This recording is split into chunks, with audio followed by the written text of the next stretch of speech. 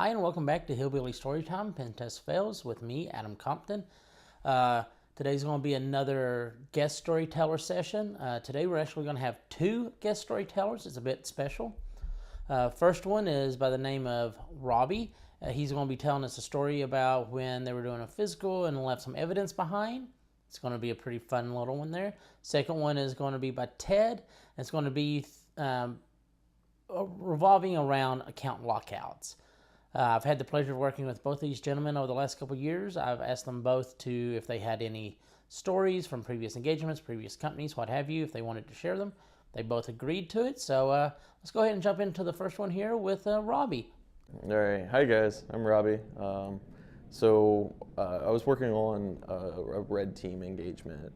So for any one of you who are watching that don't know what a red team engagement is, it's where, as pen testers, we can leverage all of the facets and tool sets that we have across the board. So we can take advantage of websites, exploiting websites. We can do spear phishing emails. We can do physical assessment of breaking into the building and stuff. So we're on this red team engagement. We get inside of the building. We make it past the guards. We get upstairs and find a conference room. We all sit down. We start our engagement. We're walking through the day, exploiting this and gaining hashes and passing them over here, just owning everything on the first day. But the thing we didn't get was DA. So we're planning stage now. Now that we've gotten a small foothold, the customer hasn't detected us yet, so we start planning it out. We're writing it out on a whiteboard. We've compromised this account and we've gotten these credentials and we own these different servers, but the thing we didn't have was DA, so put it right in the middle of the board, big red letters, get DA, put a giant circle around it. So we've done so many good things, we hadn't accomplished DA yet, but Pentest fail, we left it on the board when we left the office for the day. We came back in the next day and went into the same conference room and found that our giant note of getting DA was gone. So somebody discovered it. The good thing though, the customer never approached us about it, never said, hey, we saw your guys' note of what you're gonna do tomorrow. But we did, we ended up getting DA. So it was definitely a good time. Thank you, Robbie. That was a great story. And now let's jump over to Ted with his account lockout story. So one thing we've been working on recently had been an external penetration test against a customer's VPN endpoint. This is a very focused, sort of, very concentrated little test just against that service.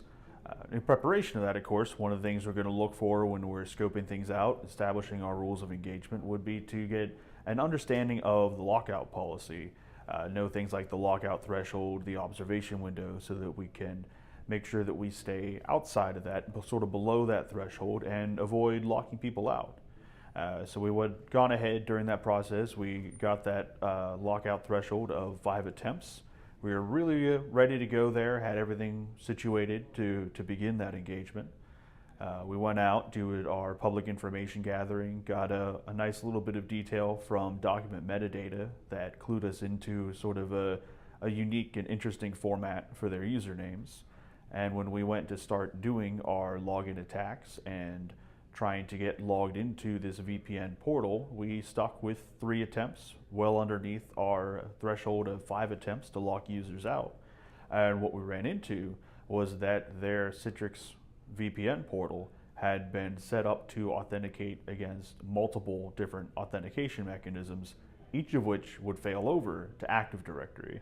So for each one of those attempts that we made, that was magnified out across each of those different services, all of which fell back to Active Directory. And we ended up seeing something like 600 account lockouts as a result of that. So that was definitely an interruption there, some trouble with that. We always try to avoid denial of service attacks unless a customer kind of explicitly wants to have those included.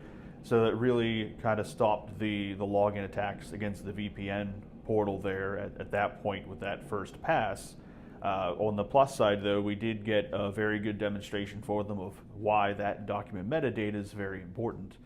They'd had some trouble trying to get that fixed over the years, and we're kind of happy to have an example of why that's such an important thing to get fixed, even if it is a low risk finding there. So got a lot of positive stuff out of that as far as the assessment went, but definitely something that we weren't expecting or prepared for. Both of those were great stories. Thank you both. We're going to go ahead and call the episode now. And as always, if you enjoyed it, please hit the like button. If you'd like to stay updated to any new episodes as they come out, please hit the subscriber button. I will do a little bit of a subscriber hunting here and say if we can at least hit 100 subscribers, that would be great over the next little bit, because that will allow us to have a custom URL for the video series. I'd love to have that. We only need about 30 some odd to go. I appreciate it, and as always, thank you and have a great day.